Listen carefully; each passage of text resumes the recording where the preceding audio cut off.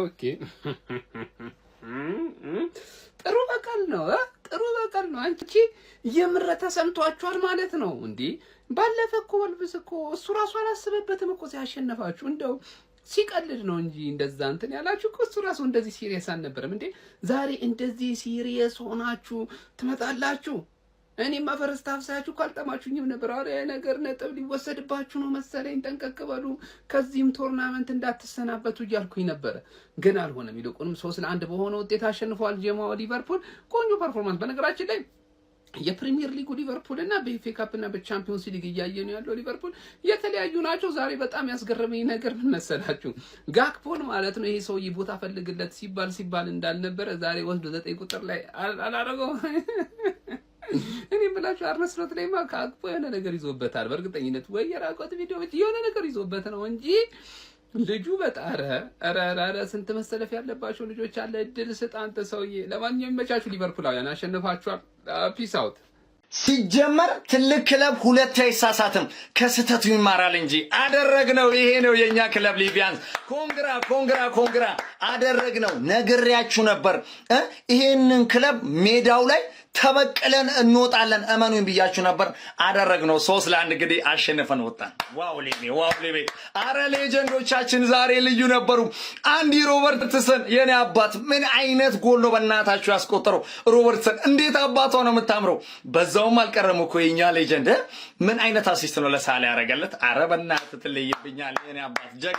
ጀግና በ2 ደቂቃ ልዩነት ዛሬ ሳላም ልዩ ነበር። እጅግ በጣም የሚያምር ጎል አስቆጠረ። ከዛ በመቀጠል ከርቲስ ጆንስ አቦ በእናታችሁ ምን አይነት ጎል ነው ያስቆጠረው ጆንስ። ዋው አንዴ ደግሞ ለስታር ቦያችን ሪዮ ኤንጉሙሃ ይህንን ተጫዋች እኮ ቅዠት ሆነባቸው። እኔ እንዴት አባቱ ነው እኮ ድሪብሉ የሚያምረው፣ እንዴት አባቱ ነው የሚያስፈራው፣ ኳስ አገፋፉ እንዴት አባቱ ነው የሚያምረው። ጨነቃቸው እኮ ለሁለት ካልሆነ የወልቭስ ተከላካዮች እሱን መከላከል አይችሉትም። ከምሬን ነው የምላችሁ። ብቻ እኔ ትለይብኛለ ስታር ቦያችን ሪዮ ኤንጉሙሃ። ዋው በመቀጠል እንግዲህ ጎሜዝ ሻም ዛሬ ማለት ነው እጅግ በጣም የሚገርም ብቃቱን ያሳየን አደረግነው። ሊቪያንስ ይሄ ነው የኛ ጀግናው ክለባችን ሊቨርፑል። ኮንግራ ይመቸን። እኛ ወልቭሶች ትኩረታችንን እኛ ፕሪሚየር ሊጉ ላይ ለማድረግ ብለን ነው እንጂ እኛ ለብርጭቆ ካፕ አንሰን አይደለም። እውነቴን ነው። እኛ ወንድ ቆናችሁ እስቲ በፕሪሚየር ሊጉ ግጠሙን እስቲ። ወንድ ቆናችሁ አሮጊቷስ ወንድ ቆናችሁ ወልቭስዬ ደግሞ ጦስሽን ይዞ ሂድ። ጀሪካን ካፕ ምን አባቱ ነው ቢጠቅምን ያልራገጥም እንዴ? ቢቀጥም እኔ ጥቁሩ ቢሆን እኔ ምረዋለሁ እንዴ? ስለማይረባ ነው። ታያቸው እነሱ እዛ ይራገጡ፣ እኛ ፕሪሚየር ሊጋችን እንራገጣለን። ወልቭስዬ እንዳይደብርሽ። አልደበረኝም፣ እናቴ ትሙት አልደበረኝም። እንዲህ ነው እንጂ በቀል እንዲህ ነው። ከዚህ በላይ መግባት ነበረበት። እንዲሁም ከዚህ በላይ ኮናቴ ሳቱ አለ ምናምን 5-6 ባሎ ማለቅ የነበረበት ጨዋታ ነበር። እንደዛ ነበር የጠበቅኩትም። ነገር ግን በአንድ ተልካሻ ኳስ ምክንያት ክሊንሺ ሳናስጠብቅ ወጣን። የሚገርም ጨዋታ ነው። ስቲል የሚገርም እንቅስቃሴዎችን አይቻለሁ። ሮበርትሰን ትክክለኛ የሊቨርፑል ተጫዋች። ለዚህ ባጅ መጫወት ምን እንደሆነ የሚገባው ሮበርትሰን ነው። ወስዶ ቀረቀረው። ሙሐመድ ሳላ ምርጥ ነው። ከርቲስ ጆንስ ምርጥ ነው። ፍሪምፖንግ አይታችሁታል። ተቀይራ ስትገባ ምርጥ። እኛ ያፎጣ ብቻ ነው ያስቸገረን። ያፎጣ ዜሮ ነው። ንጉምቧም አሪፍ ተንቀሳቅሳለች። ቻንስ ክሬቶች ለማድረግ ስትሞክር ነበረ ምናምን የሚገርሙ ነበሩ። ነገር ግን ስኮር ላይ ነው በቂ አይደለም። እኛ ለጠበቅ ነው ለንዴታችን ለፕሪሚየር ሊጉ በቀን በቂ አይደለም። ነገር ግን አሪፍ ውጤት ነው። ሊቨርፑል ወደ ኳርተር ፋይናል አልፏል። እንግዲህ ይመቻችሁ። የሚገርም ውጤት ነው። እግር ኳስን 90 ደቂቃ ስታረጉት ነው ያጠፋችሁት። ሰከንድ ሀፍ ላይ ወልቭስን ሰጠት 3-1 20ኛነት ላይ እንዲያተኩሩ አደረግናቸው ወስደን ወደ ፕሪሚየር ሊግ። ኤፍኤ ካፕ ላይ እኮ ቀልድ የለም እኮ። ኤፍኤ ካፕና ሻምፒዮንስ ሊግ ላይ ቀልድ የለም አባቴ። እዛ ላይ ዩናይትድ የለ አስቶን ቪላ የለ። ለምን ነው የምቀልደው? ስጥት ምን አይነት ጎል ነው ሮበርትሰን? ምን አይነት ጎል ነው ያገባው? ሮኬት ከስቦዝ ላይ ጋር በቃ ሎከሩን ውስጥ አብረማል ምናምን አብዝተው ነበር። ያው ምልክቶቹን እያየን ነው። ሳላ ጠቅ ፕራይም ጆንስ ይሄ ከብሩኖ አይሻልም? ያው ጆንስ ራሱ ጽድት ያለ በቃ ስጥት ኮናቴ መጨረሻ ላይ ክሊር አደረገው። ያን እንኳን የኮናቴ ጉዳይ ለብቻው መጣራት አለበት። ግን በቃ አሪፍ ሊቨርፑልን ተመልክተናል ዛሬ። ኤፍኤ ካፕና ሻምፒዮንስ ሊግን ቶሎ አምጡልን። ወልቭስን ስጥት የወራጅ ቀጠናት ሊቨርፑል በእንግሊዝ ኤፍኤ ካፕ ወደ ቀጣዩ ዙር ማለፉን ማረጋገጥ ችሏል። በአምስተኛ ዙር እንግሊዝ ኤፍኤ ካፕ ጨዋታ በጣም ጥሩ መነቃቃት ውስጥ የሚገኘውና ከቀናት በፊት ሊቨርፑልን ረድቶ የነበረው ወልቭስን ሙኒክ ስታዲየም በመጓዝ የገጠመው የአርነ ስሎት ስብስብ ሊቨርፑል 3-1 በሆነ ውጤት በማሸነፍ ነው እንግዲህ ወደ ቀጣዩ ዙር ማለፋቸውን ማረጋገጥ የቻሉት ማለት ነው። በዚህ ጨዋታ ላይ በሁለቱም አፎች ሊቨርፑሎች የተሻሉ ፐርፎርማንስ ነበር ሲያስመለክቱን የነበረው ማለት ነው። ነገር ግን በጨዋታው ላይ በሁለቱም ቡድኖች በኩል የተቆጠሩት 4 ጎሎች ከሰከንድ ሃፍ በኋላ የተቆጠሩ ነበሩ። በዚህም እንግዲህ ሊቨርፑሎች በሮበርትሰን አማካኝነት 51ኛው ደቂቃ ላይ በጣም አስደናቂ ጎል አስቆጥረው ቀዳሚ መሆን ቻሉ። ከዛ መሐመድ ሳላህና ጆንስ 53ኛው ላይ እንዲሁም ደግሞ 74ኛው ደቂቃ ላይ ከታትለው ሶስቱን ጎሎች ማስቆጠር ችሎ ነበረ። በወልቭስ በኩል ብቸኛዋን ጎል እንግዲህ ሂቻን ዋንግ እንግዲህ በማስቆጠር 3-1 ጨዋታው ሊጠናቀቅ ችሏል ማለት ነው። በጥሩ መነቃቃት ውስጥ ይገኝ የነበረው ወልቭስም ከእንግሊዝ ኤፍኤ ካፕ በሊቨርፑል ተሰናብቶ ሊቨርፑል ወደ ቀጣዩ ዙር ማለፉን ማረጋገጥ ችሏል። በዚህ ጨዋታ ላይ ለሊቨርፑል መልካም የሚባለው ነገር ከጉዳት መልስ ፍሎሪያን ቪርትስ ወደ ሜዳ ተመልሶ ነበር። ከዚህ በተጨማሪ በጣም ሲያስገርምኝ የነበረው ተጫዋች የ17 ዓመቱ ተጫዋች የሆነው ሪዮ ንጉሙሃ ነበረ። በጣም አስገራሚ የሆነ ፉትቦርክ ያለው ደግሞ በደንብ ተስፋ ያለው ተጫዋች መሆኑን በዚህ ጨዋታ ላይ አስመልክቶናል ብዬ አስባለሁ። ለማንኛውም እናንተ ስለዚህ ጨዋታ ምን ትላላችሁ? ሐሳባችሁን አጋሩኝ። የፕላስ ምልክቱ መጫ እንዳትረሱ። ቦምቡም ሽጉጡም ሚሳኤሉም ሰርቷል። ይህ ቡድን ሊቨርፑል ነው። ለማታውቁት ከፊቱ ዋንጫ የሚታየው ከሆነ ሊቨርፑል ለምንም አይነት ነገር ድርድር ንግግርን አያውቅም። ቀድሜ ቪዲዮ ሰርቻለሁ። ዛሬ ምን አይነት ሚሳኤልና ምን አይነት ጥይቶችን እንደምንጥል የተቃራኒ ክለብ ደጋፊዎች በላይ እንደዚህ ውሎ ሲሄድ ትመለከታላችሁ ብዬ ቪዲዮ ቀድሜ ሰርቼ ነበር። እንዲሁም ደግሞ 45ኛው ደቂቃ ላይ 300 ምናምን ሰው ቁጭ ብላችሁ እያያችሁኝ እመኑኝ ሊቨርፑል ዛሬ ያሸንፋል ብያለሁ። እኛ ሊቨርፑላውያን ያራዳ ልጆች ለማታውቁን ለትናንሽ ክለቦች ዋንጫ ከፊታችን ካለ ካወቅነ አንሰጥም።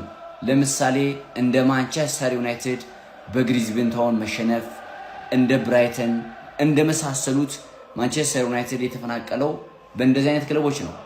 ሊቨርፑል በፕሪሚየር ሊግ በወልቭስ ተሸንፎ 2-1 በኤፍኤ ካፕም ይሰናበታል ብላችሁ ስትጠብቁና እንቅልፋችሁን መሳውት አድርጋችሁ የጠብቃችሁ የተቃራኒ ክለብ ደጋፊዎችና ስፔሻሊ የኛ ጠላቶች የሻሽ ደጋፊዎች መልካም የመቃተል እንቅልፍ ያርግላችሁ። ዊ አር ሊቨርፑል።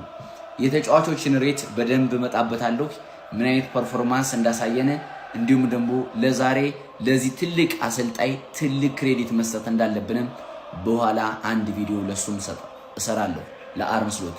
ይመቻችሁ። በደም ኮፕሊንግ በደም ሼር በደም ኮፕሊንግ ማድረጋችሁ እንዳይረሳ። ሊቨርፑል ነን ያረዳልኝ። በዝምታ ብዙ ማለፍ የምንችል አረ ሊቨርፑል ሽንት የቀዘቀዘ ሽማግሌ አቅምህን ማወቅህ ጥሩ። አቅምህን ሊጉ ላይ አቅም እንደሌለ ማወቅህ ጥሩ ነው። በቃ የድሮ አራዳ ፋራ ነው። በቃ እዚህ ጣሳ ካፕ ምን ካፕ ተጫወት። ወንድ ኮንክ ሊጉ ላይ አቀድመንም ሊጉ ላይ አገጥመንም ወይ እንዲህ እንደ ወንዝ ድንጋይ ምንም ይገባህ ነገር የለም። አቤት የሸተትክ ሽማግሌ ብቻ ደውላችሁ ወንድ ከሆናችሁ ሊጉ ላይ በቃ እንዴ እኛና እኔ አልደበረኝም። ማለት በቃ ኖርማል ዋናው ሊጉ ነው ፓፓ፣ ዋናው ሊጉ ነው። ፈርስት ሃፍ ላይ ያሳዩትን አቅጣጫ ሊቨርፑሎች ሰከንድ ሃፍ ላይ አጠናክረው ቀጠሉበት ነው ማለት። የውልቭዝ ስህተት ፈርስት ሃፍ ብልጫ ቢወሰድባቸው የዛሬ 3 ቀን ያገኙት ውጤት በጣም አደፋፈራቸው ነው ማለት ገባ። ሰከንድ ሃፍ ሮቦ የሚገርም ጎል ቅርቅር አንግሏ ራሱ ጽድትል ትሬንት ግራኙ ትሬንት ነው ያስታወሽኝ። ኩል ጠቅ አድርጎ ሮቦ ከፈተው። ሳላ ወዲያውኑ አሁን ሲንቀለቀሉ ዝም በሉ አላቸው። ትንሽ ቆይቶ ደግሞ ጆንስ ያበደ ጌም ኔክስት ራውንድ ታልፏል።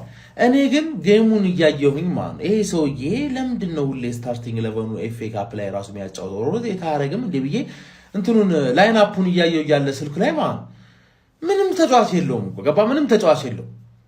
ያለፈው ዓመት አርሰናል የነበረበት ለየቦታው ሁለት ተጫዋች ካለ ራሱ እድለኛ ነህ እና በዚህ ስኳድ 3 ቶርናመንት ለመጫወት ነው እያሰበ ያለው። ለምን ታዲያ 225 ሚሊዮን ሁለት አጥቂ ላይ ብቻ ወጣ? እንደዛም ሆኖ 225 ሚሊዮን ሁለት አጥቂ ላይ ብቻ ወጥቶ ብቻ ሳይሆን 3 አጥቂ የነበረውን ክለብ ወደ 2 ነው ያሳነሰው። ያው አንደኛው ጥፋቱ ፈጣሪ ነው፣ ግን ስቲል አልተካውም። ፈላፈላ አንድ ምርጥ ተጫዋች ገዝተህ ፈላፈላ መሰብሰብ። ጉሄ አመለጠ። ጉሄ እያያችሁት ነው አይደል? አሁን ጉሄ ማምለጡ ኮናቴ ብቻ ነው ዛሬ ያረፈው። ቫን ዳይክ መቼ ነው የሚያርፈው?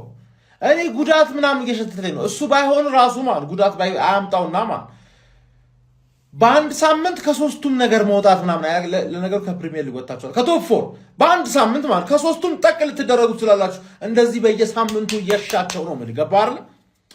ለማንኛውም ጉድዊን ሊቨርፑሊያንስ ይመቻችሁ።